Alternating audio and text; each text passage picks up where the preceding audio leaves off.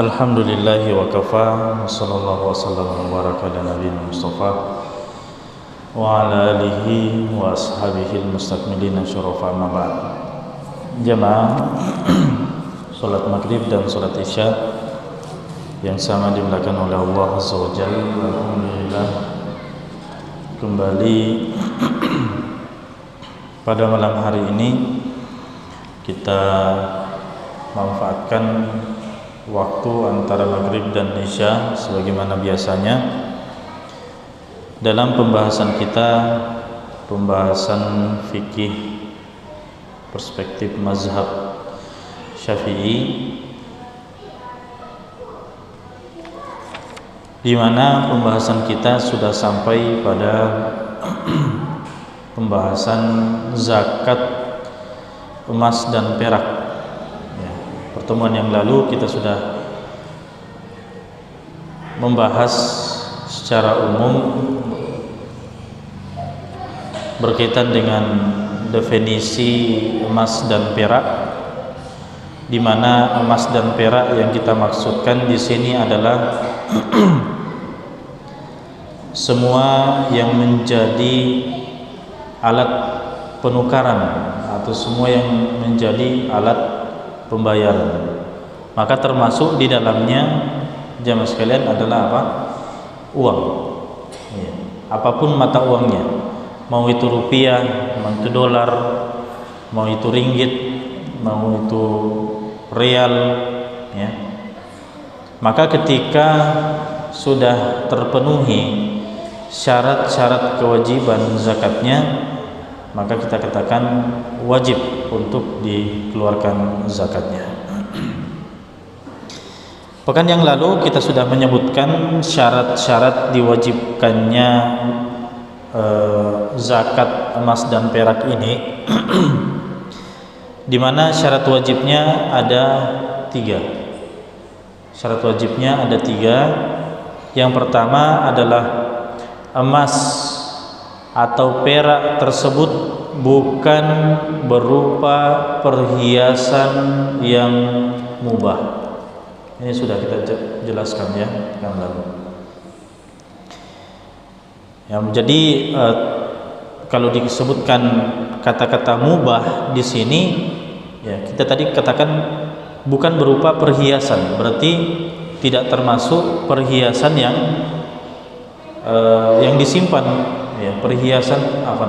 Emas-emas yang disimpan atau perhiasan-perhiasan yang memang tujuannya untuk investasi, bukan untuk dipakai.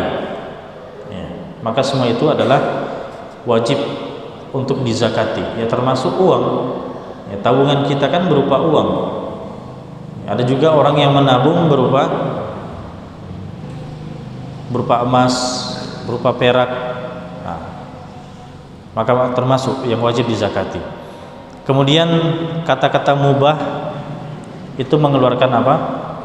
Yang makruh dan yang haram. Yang haram contoh-contohnya kita sudah sebutkan, yang makruh juga.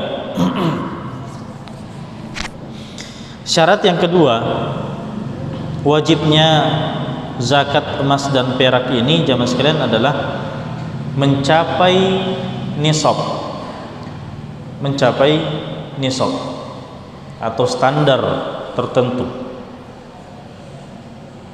Kemudian syarat yang ketiga adalah mencapai haul, 1 tahun dengan nisabnya. Maka jika sudah memenuhi 3 syarat ini, maka kita katakan wajib dikeluarkan zakatnya. Berapa zakatnya? 2,5%. Rubu usyur, 1/4 daripada 10. 1/4 daripada 10 kan 2,5. Itulah kewajiban yang dikeluarkan ketika emas dan perak telah memenuhi syarat wajib zakat yang 3. Baik, saya akan jelaskan jamaah sekalian untuk syarat wajib zakat yang pertama, yaitu emas atau perak bukan berupa perhiasan yang mubah. Ini kan sudah saya jelaskan pekan lalu ya. Nah, sekarang jamaah sekalian kita pindah ke syarat wajib yang kedua. Syarat wajib yang kedua adalah emas dan perak tersebut mencapai nisab. Emas dan perak tersebut mencapai nisab. Ada standarnya, ya, ada standar tertentu sampai dikatakan emas dan perak tersebut wajib zakat.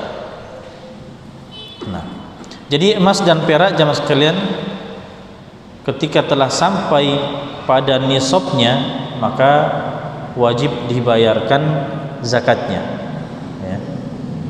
Ketika sudah memenuhi juga syarat wajib yang pertama dan syarat wajib yang ketiga. Kalau emas, berapa nisabnya? Emas. Emas nisabnya di sini disebutkan ada 20 mithqal. 20 mithqal. Ini ukuran dulu ya zaman Nabi sallallahu alaihi wasallam. Dan di sini adalah murni 24 karat. Ini juga kita akan bahas sebentar masalah karat ini. Ya.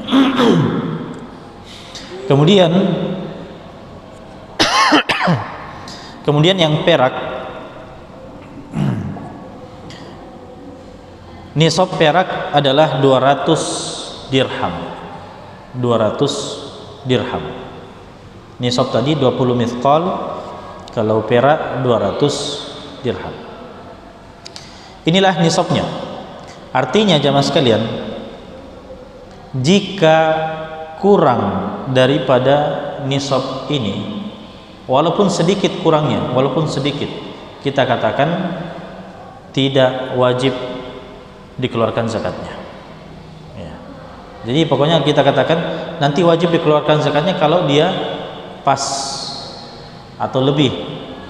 Kalau dia kurang walaupun sedikit, kita katakan tidak tidak wajib. Nah, kita kembali. Emas tadi kita katakan dia adalah 20 mithqal, ya, 20 mithqal. Kalau ukuran kita jamaah sekalian sekarang, mithqal ini berat ya, dia berat. Dia ukurannya sekarang adalah 85 gram emas. 85 gram emas. Ya, itulah nisab emas. Jadi kalau kita punya emas 85 gram, mulailah kita berhitung haul. Ya. Misalnya hari ini tanggal berapa? Ya, kalau tahun miladiah tanggal 1 ya. Sekarang ini tanggal 25, kalau tahun Hijriah Rabiul Akhir tanggal 25. Anggaplah kemarin emas kita ada 80 gram. Emas kita kemarin 80 gram. Hari ini beli lagi emas berapa? 5 gram. Dia beli lagi emas 5 gram. Berarti hari ini sudah cukup berapa? 85. Maka kita katakan dia mulai hari ini berhitung 1 tahun ke depan. Tanggal berapa sekarang dia catat? Tanggal 25 Rabiul Akhir atau 1 Desember, emasnya cukup 85 gram. Berarti dia melihat tanggal 25 Rabiul Akhir tahun depan gimana, ya. Jadi 1 tahun itu dia harus perhatikan emasnya, apakah bertahan di 85 atau bertambah, ataukah justru kurang dari 85. Maka kita katakan jamaah sekalian, kalau 85 itu bertahan 1 tahun atau bertambah, kita katakan tanggal 25 Rabiul Akhir tahun depan wajib zakat 2,5%. 2,5% ini dari mana? Apakah dari 85 atau dari totalnya? Kita katakan dari totalnya. Misalnya ya, sekarang 85. Pertengahan tahun misalnya cukup 90. Akhir tahun ya pas di tanggal 25 itu juga cukup berapa? Anggaplah 100. Anggap 100. Maka kita katakan dia keluarkan berapa? 2,5% dari 100 gram. Ya. Nah itu contoh daripada emas.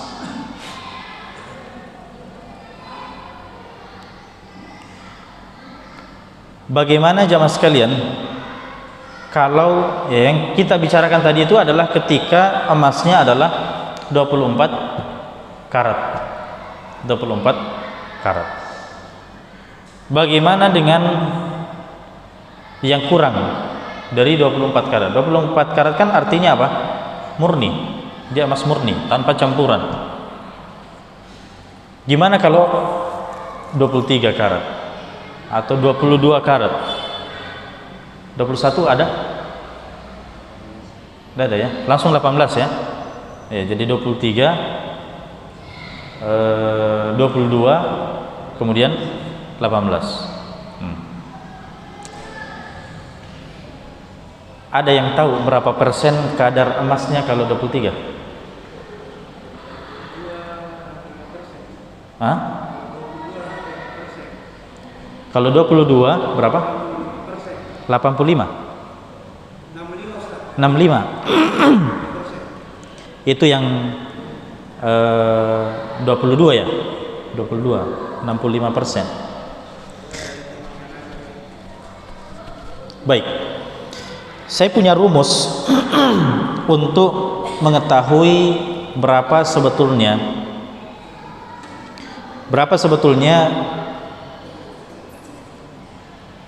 emas murninya ya, daripada emas-emas yang misalnya kurang daripada 24 karat. Misalnya gini, ada seorang itu kalau ditimbang emasnya, anggaplah dia 100 gram, atau kita ambil nisab ya, kita ambil nisab misalnya 85. Dia kalau ditimbang 85 gram, tapi ternyata dia berapa karat? Kita ambillah 23 dulu ya, kita ambil 23. Maka jamaah sekalian, apakah emas 85 gram yang karatnya adalah 23, apakah benar-benar 85 gram murninya? Kan jawabannya jelas tidak. Iya. Murninya itu cuma sekian, walaupun hakikatnya berapa? 85 kalau ditimbang ya, kenyataannya 85, tapi hakikatnya emas murninya itu kurang dari 85 ya. Caranya gimana? 85 ini kita kali dengan karatnya. 85 kali berapa? Kali 23. Dapatnya berapa? 1955. Kemudian kita bagi 24 ya, kita bagi 24 bagi 24 sama dengan 81,4583333 ya, berarti sekitar 82 saja ya kalau kita membulatkan ya. Nah kalau 82, apakah wajib zakat cukup nisab atau tidak? Tidak cukup. Iya. Nah, begitu caranya jamaah sekalian. Jadi kita katakan ya walaupun kenyataannya 85 gram, tapi hakikatnya kalau dia bukan 24 karat, ya pasti kurang dari itu. Ya. Maka kita katakan emas Anda belum wajib dizakat. Ya, tapi kalau dia mau zakati ya tidak masalah sebetulnya. Kalau dia merasa bahwa saya mau mengeluarkan zakat dengan misalnya tadi berapa dengan 82 saja, itu sah-sah saja. Tapi kita katakan itu belum wajib dan itu juga masih terhitung sedekah. Ya. Baik. Nah, kalau ternyata karetnya cuma 22, berarti 85 kali 22, kemudian kita bagi 24, berarti hanya 77,9 sekian. Berarti ya kita bulatkan 78 saja, itu tidak cukup 85. Nah, apalagi kalau 18, ya 18 jauh sekali ya. Nah, jadi seperti itu jamaah sekalian, untuk mengetahui berapa hakikat daripada emas murni kita. Karena kita berbicara tentang zakat emas ini, emas yang kita maksud adalah emas murni, bukan yang campuran ya. Jadi kalau misalnya kita ada yang punya investasi berupa perhiasan, di situ ada apanya? Di situ ada manik-maniknya ya, ada berlian kah atau apakah ya, banyaklah campurannya, kemudian dia timbang 100 gram. Nah, hakikatnya sebenarnya tidak 100 gram ya. Kenyataannya iya 100 gram, tapi kan di situ banyak campurannya. Nah, campurannya itu kita harus kurangi dulu semuanya ya, baru lihat berapa murninya. Itulah yang kita ukur apakah mencapai nisab atau tidak. Nah, itu nisab emas ya, fix ya, 85 gram. Nah, sekarang bagaimana dengan perak? Adapun perak jamaah sekalian, dia kalau ukuran kita sekarang adalah 595 gram perak ya. Kalau seorang itu punya perak dan peraknya sudah cukup 595 gram perak, maka kita katakan sudah cukup nisabnya. Kalau bertahan 1 tahun, maka dia keluarkan zakatnya ya. Cuma tidak tahu sekarang orang masih ada yang simpan perak ya? Masih ada ya? Ya? Masih dia campuran emas ya? Peraknya ya. Kalau memang ada campuran seperti itu, ada campuran emas dan perak, kita harus tahu berapa kadar emasnya, berapa kadar peraknya, supaya kita bisa pisahkan nanti. Dia ya. Sebenarnya kalau kita punya perhiasan ya, campuran emas dan perak, apakah itu digabung memang seperti itu? Tidak. Kita harus tahu berapa kadar emasnya, berapa kadar peraknya, dan mengeluarkan zakatnya masing-masing. Dia tidak digabung seperti itu. Ya. Intinya bahwa 595. Baik. Cukup 1 tahun kita keluarkan 2,5%. Baik. Sekarang jamaah sekalian, saya masuk ke zakat uang.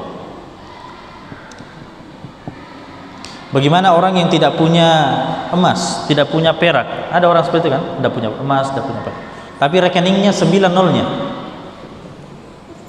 Rekeningnya di bank 9 nolnya. Kita katakan sama saja, ya, tetap wajib zakat. Nah, bagaimana menghitungnya? Zakat kalau dia punya uang, dia tidak pakai emas, dia tidak pakai perak. Dia punya uang. Nah, kita katakan dia pilih salah satu dari nisab ini. Ya. Apakah dia memakai 85 gram emas ataukah dia memakai 595 gram perak? Itulah yang dia pilih.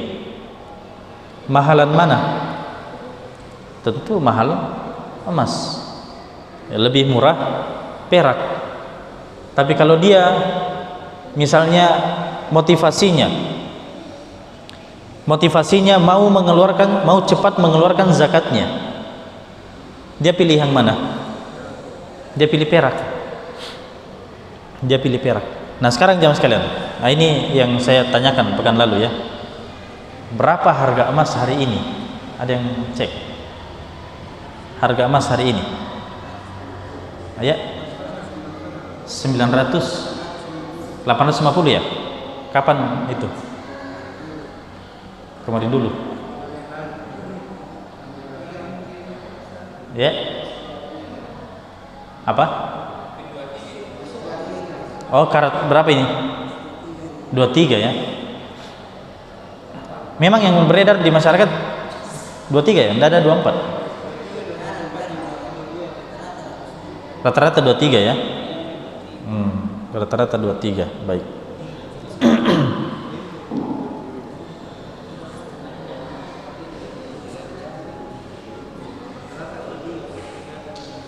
Jadi kalau kita mau mencari harga yang murni berapa kira-kira? Ya, kita cek berapa? 944 itu ya kemarin. Yang murni itu 24. Baik. 944. Saya kemarin ada tanya juga, ya memang seperti itu 900. Baik. Kalau perak ada yang cek perak? Berapa? 15.000 per gram. Murah ya? 15.000 per gram. Baik. Nah, sekarang jamaah sekalian, tadi nisab emas itu kan 85 gram. Jadi orang yang mau keluarkan zakatnya, zakat uangnya, berapa standar tabungannya baru kita katakan cukup nisab? Berarti kita ambil tadi misalnya ya 944 ya, 44.000. Kita kalilah berapa? 85. Dapatnya berapa? 80.240.000. Ya, jadi ingat-ingat ya, berapa rekening tak sekarang? Ya. Yang punya nominal seperti ini kita katakan sudah cukup nisab. Kalau bertahan 1 tahun atau lebih, tidak pernah kurang dari ini, kita katakan wajib zakat. Ya. 80.240.000 ini kalau kita keluarkan, anggaplah ya dia cukup 1 tahun, tidak pernah kurang, bertahan seperti ini. Berapa zakatnya? Kita kali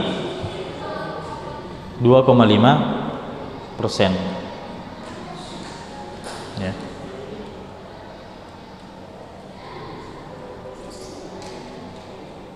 Afan.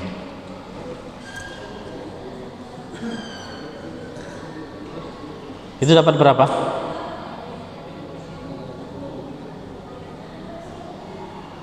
2 juta ya.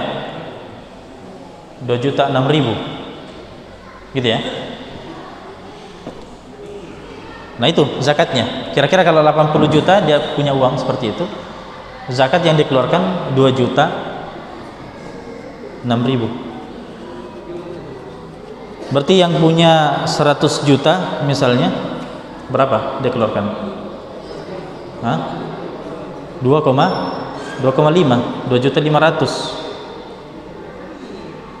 Itu 100 juta ya, 2,5. Kalau 1 M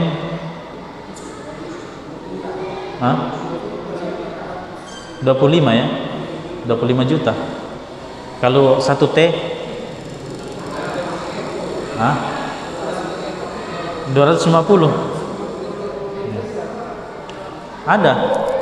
Ada tidak ya orang-orang yang 1 T rekening banyak, dia keluarkan zakatnya bisa beli mobil apa itu?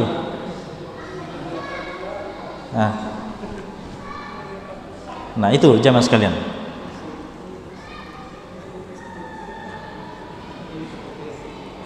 Tapi ini tadi yang perak, ini kapan kita cek? Sudah lama sekali mungkin.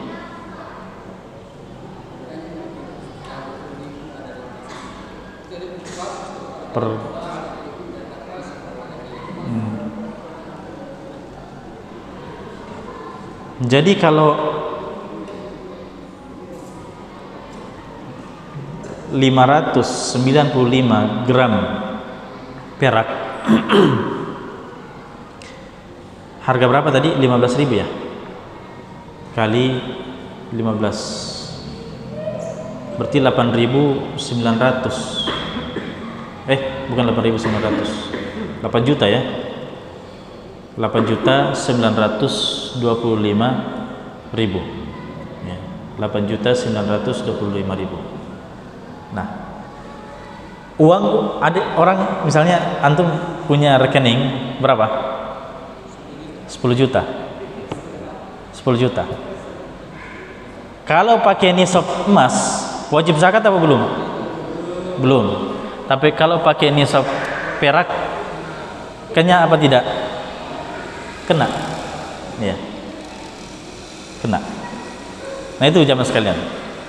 Jadi terserah kita sebetulnya mau keluarkan menggunakan standar emas atau standar perak.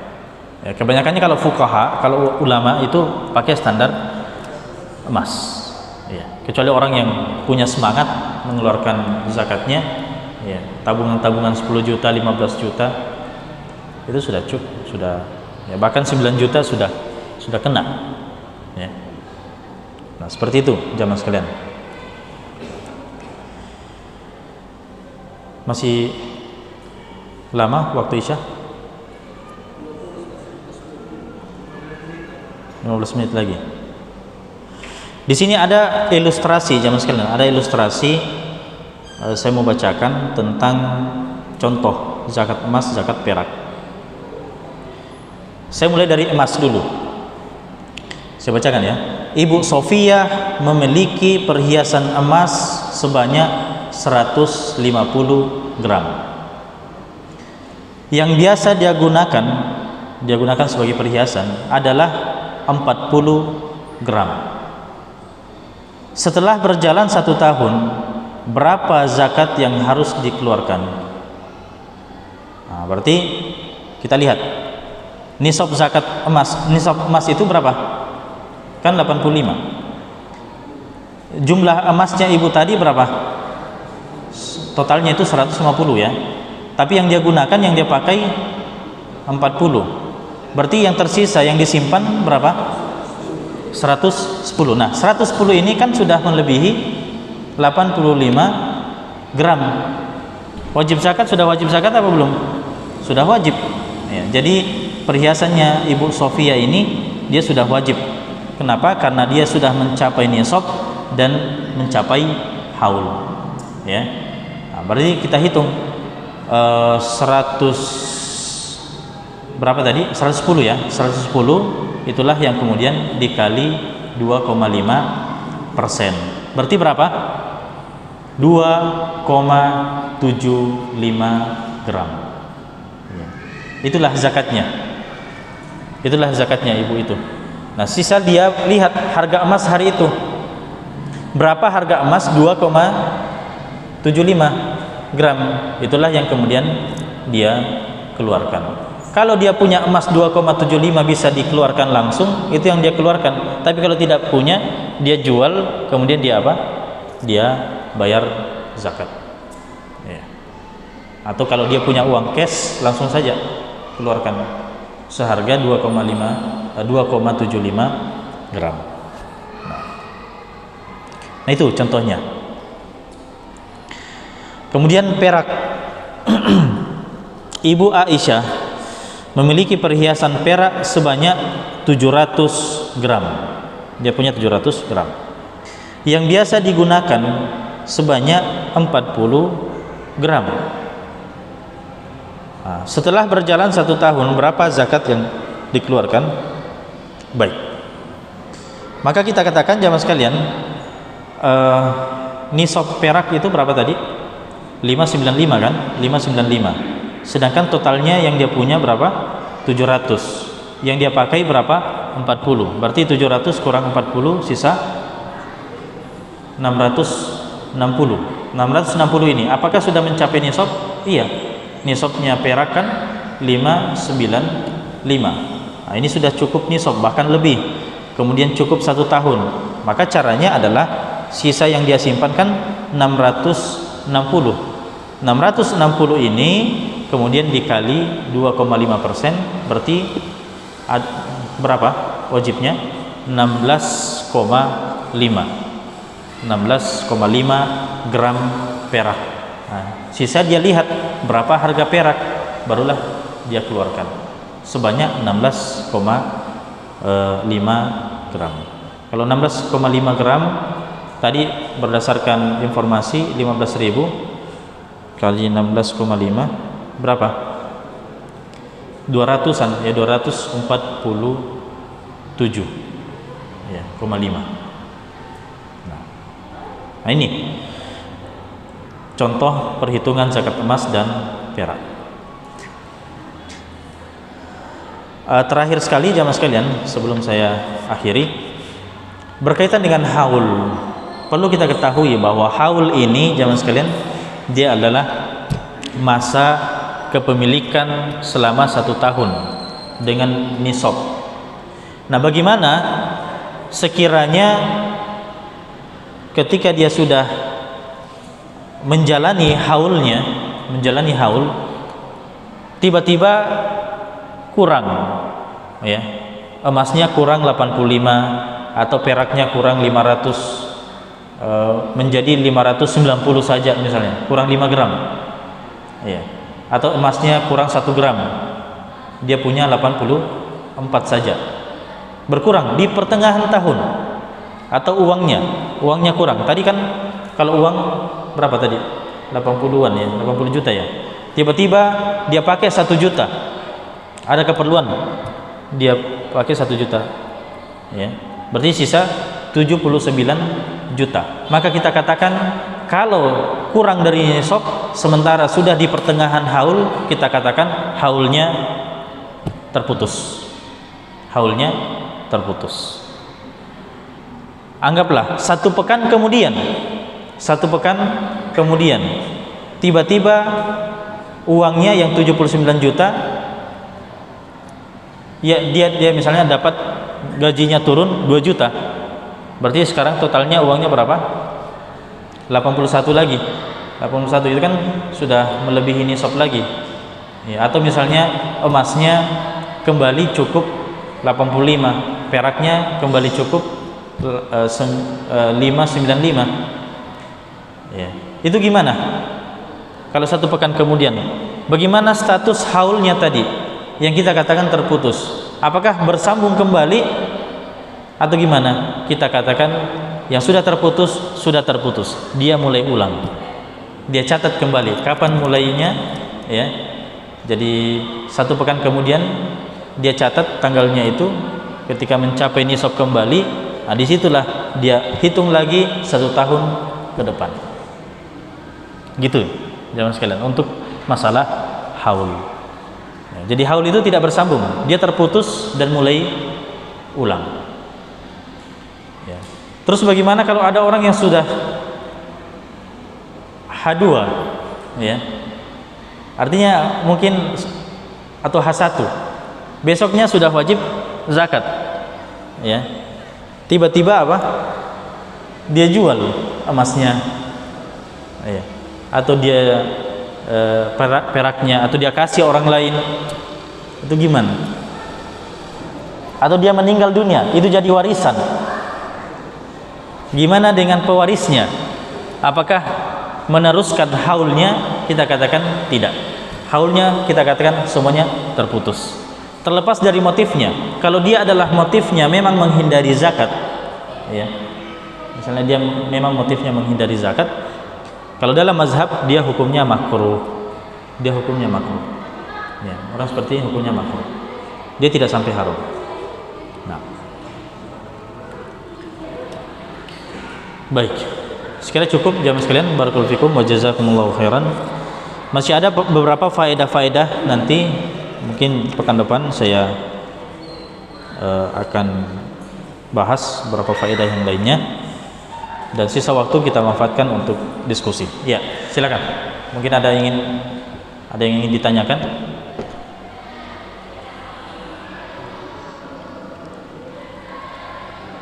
Betul, ya.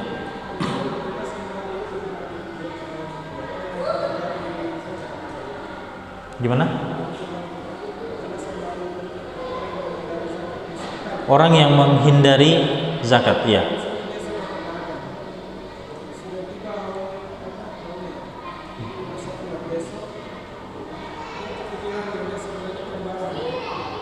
Dia, iya, itulah yang kita katakan tadi makruh.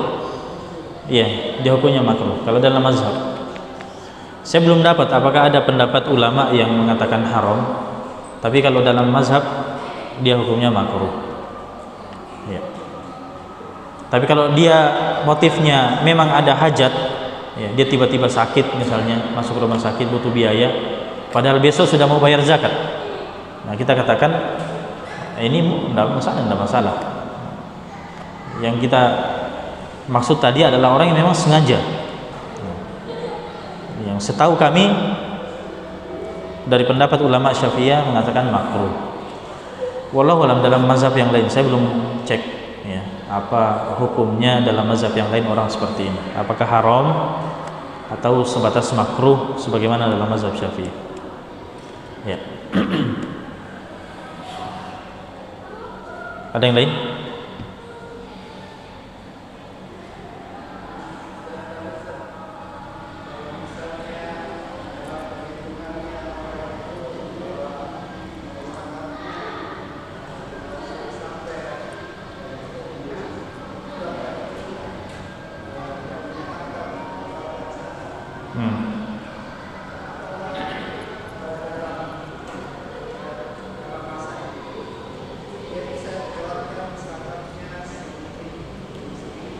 Maksudnya mempercepat zakat. Iya, dia mempercepat zakat. Baik. Mempercepat zakat atau mempercepat pengeluaran zakat dalam mazhab Syafi'i itu boleh. Misalnya gini ya. Dia berada di bulan Ramadan, sedangkan haulnya dia itu anggaplah di bulan Syawal, 1 bulan setelahnya. Nah, sekarang dia di bulan Ramadan. Dia mengingat ini adalah bulan yang mulia, bulan yang penuh keutamaan. Nah, gimana hukumnya? Dia langsung keluarkan saja, ya, dia langsung keluarkan saja tanpa menunggu bulan Syawal. Kita katakan boleh, hukumnya boleh. Dia percepat. Ya, yang penting dia yakin bahwa nanti di bulan Syawal itu dia tidak kurang dari nisab. Dia tidak kurang dari nisab. Boleh.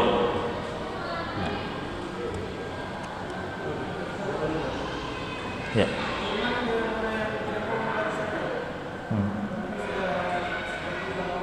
Ya. Selama dia sudah tercapai 3 syarat wajib ini, ya, sudah tercapai 3 syarat wajib ini, maka kita katakan hukumnya adalah wajib. Ya. Dia adalah wajib. Dan dia bukan kewajiban biasa. Membayar zakat ini bukan kewajiban biasa. Dia adalah rukun Islam, ya. Dia adalah rukun Islam. Orang yang tidak membayarnya sama dengan orang yang tidak sholat. Apa bedanya? Ya, makanya Abu Bakar radhiyallahu taala anhu itu sampai memerangi kaum yang tidak mau bayar zakat. La uqatilanna man farraqa baina as-sholati waz zakah. Ya, di dalam Al-Qur'an kan disebutkan sering jadi kalau disebutkan sholat ikut juga zakat. Waqimus sholah wa atuz zakah, waqimus sholah wa atuz zakah, kan sering bersandingan. Dan ancamannya sangat pedih. Ya, ini disebutkan dalam hadis yang diriwayatkan Imam Baihaqi, emasnya itu akan dikumpulkan dan dipanaskan dan akan disetrikakan. Ya. Ini orang-orang yang tidak membayar zakat. Ya, beda lagi kalau misalnya dia meninggalkan zakat, dia tidak menunaikan zakat, kemudian dia tidak meyakini kewajiban zakat, dia mengingkari kewajiban zakat, maka kita katakan sama saja mengingkari salah satu dari rukun Islam. Mengingkari salah satu rukun Islam gimana? Murtad, sudah, dia murtad. Ya. Beda halnya jamaah sekalian kalau dia meninggalkan zakat tapi tetap meyakini kewajiban zakat itu, maka kita katakan hukumnya apa? Hukumnya fasik. Ya, dia tidak sampai dikeluarkan dari Islam, tapi dia hukumnya fasik. Orang seperti ini fasik. Apa konsekuensi hukum fasik? Pertama, dia harus bertobat. Kemudian yang kedua, mengqadha zakatnya. Kalau tahun ini wajib zakat, dia tidak mau bayar, tahun depan 2 kali lipat. Ya, tidak mau bayar lagi, tahun ketiga 3 kali lipat. Kalau misalnya syarat wajibnya itu terus terpenuhi. Ya.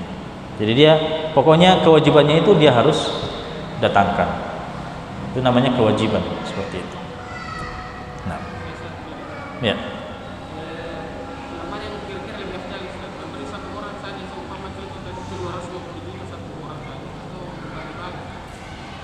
Zakat yang kita keluarkan itu diberikan kepada satu orang atau dibagi-bagi? Mana yang lebih afdal? Ini sebetulnya nanti pembahasannya di orang-orang yang berhak mendapatkan zakat. Pembahasan ini sebetulnya. Pertama, dia harus cari dulu semua 8 golongan itu. Kan ada 8 golongan nanti yang wajib. Ya. Kalau ada semuanya, dia bagi-bagi. Ya, kalau ada semuanya dia bagi-bagi. Tapi kalau ada sebagiannya, ya, ada sebagian orang saja, sebagian golongan maksud saya, dia dapatkan, maka dia apa? Dia boleh memilih antara membagi-bagi atau satu orang saja, terserah. Dilihat dari maslahatnya sekarang. Maslahatnya gimana? Mana maslahat yang paling besar? Ya. Bahkan kita memilih mengedepankan si A daripada si B atau si B daripada si A, itu semua kembali kepada maslahat. Ya, kira-kira mana di antara mereka yang paling butuh misalnya. Nah, maka itu yang kita beri. Manfaatnya mana yang lebih besar manfaatnya, itu yang kita kasih. Ya, nanti kita bahas insyaallah. Ya.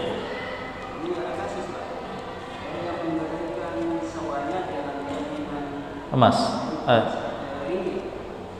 Ringgit.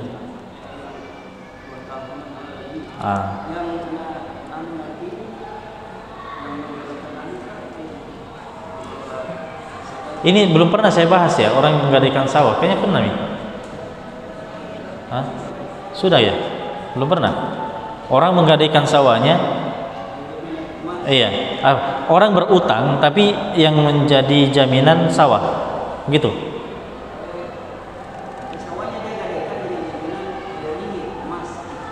Itu gimana modelnya?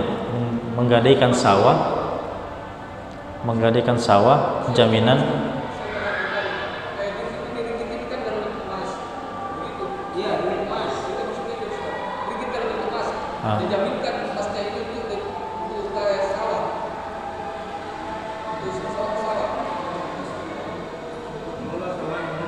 mau di apa sawahnya ini? Sawahnya kenapa digadai? Maksudnya yang saya tahu dalam penggadaian itu dia berhutang dulu, kemudian ada barang yang menjadi jaminan. Itulah.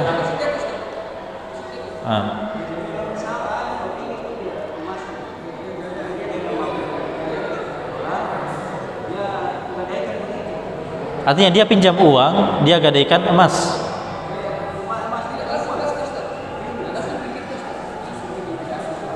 Iya, ringgitnya maksudnya.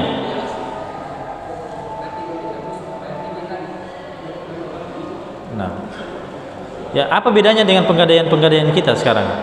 Sama toh? Sama aja. Dia meminjam uang, tapi dia menggadaikan emas. Tapi di sini tadi ringgit, sawah.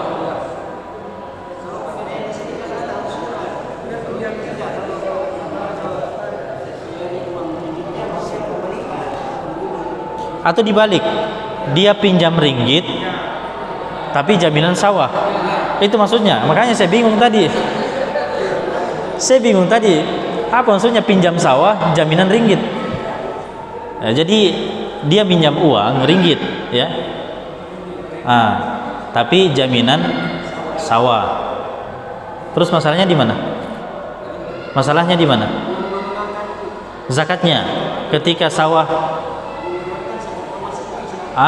yang mengeluarkan zakat emas sawah kan juga bisa keluar zakatnya ya. Nah, siapa yang mengeluarkan zakat emasnya, yang jadi barang gadai itu, siapa juga yang mengeluarkan misalnya sawah itu kalau wajib panen ya. Kita katakan masing-masing pemilik yang mengeluarkan ya. Seperti itu. Jadi walaupun barangnya itu, emasnya itu di tangan orang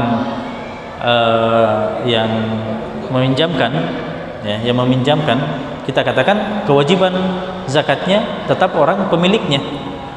Begitu juga dengan sawah ya. Begitu juga dengan sawah. Sawahnya itu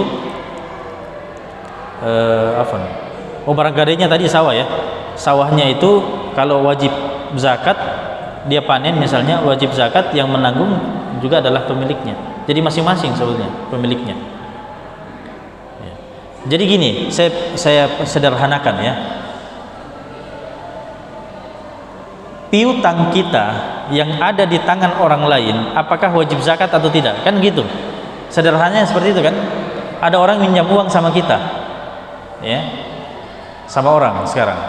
Nah, sekarang kita mau totalkan harta kita untuk dikeluarkan zakatnya. Nah, uang yang sama orang lain apakah dihitung? Apakah dihitung? Dilihat, dirinci ya. Kalau dia penagihannya mudah, maka ditotal. Tapi kalau dia penagihannya sulit ya, atau bahkan orang sudah berhutang tidak tahu kemana, itu tidak sama, dia disamakan dengan barang hilang, dia tidak ditotal. Tapi kalau dia dekat ya, apalagi kalau dia misalnya pelunasannya sebelum haul itu sampai, maka kita katakan tetap ditotal.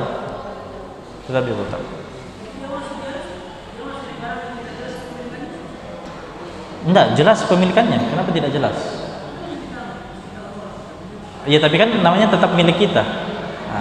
Itu maksudnya jelas kepemilikannya itu adalah orang yang memang haknya itu tidak jelas ya, itu maksudnya.